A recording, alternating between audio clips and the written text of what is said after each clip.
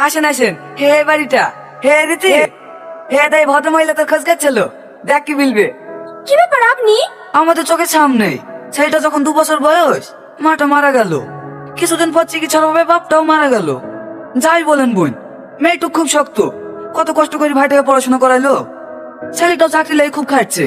বুঝতেই তো পারছেন, এই যুগে ঘুষ ছাড়া কোনো জায়গাতে চাকরি পাওয়া যায় না। এলেন? হ্যাঁ আরে তোমাকে অত ব্যস্ত হতে হবে না, বসো তো। খুব মিষ্টি চেহারা, মানতে হবে আমার ছেলে পছন্দ আছে। মা, তোমার কাছে আমি একটা প্রস্তাব নিয়ে এসেছি। প্রস্তাব? কিসের প্রস্তাব?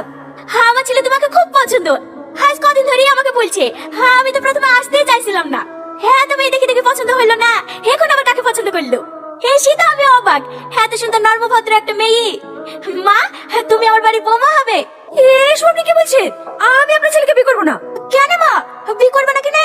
আমাদের অনেক টাকা পয়সা আছে, তো তোমার কোনো কিছুর অভাব হতে দেবো না, সব সময় মাথায় করে রাখবো।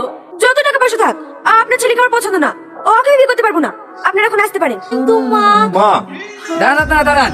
এই রীতি, তোর কি মাথা খারাপ হয়ে গেছে? এত সুন্দর একটা বিল প্রস্তাব এসছে আর তুই রাজি হচ্ছিস না? ছেলেটা কোথায় দেখতে খারাপ? চাচা ছেড়ে দেন, ও যখন পছন্দই না ওকে আর জোর করেন না। বলো মা, গাড়ি চাবিটা করে ফেলে তুই চলে এসছি, তুমি একটু দাঁড়াও, আমি গেলে আসছি। বলবো না কাঁচা, আমার ওকে খুব পছন্দ, কিন্তু আমি যদি এখন বিয়ে করে শ্বশুর বাড়ি চলে যাই, তাহলে আমার ভাই ঢোকার কি হবে? ও তো এখনো পর্যন্ত একটা কাজও করতে পারে না। আমি চলে গেলেও না খেতে পেয়ে মরে যাবে।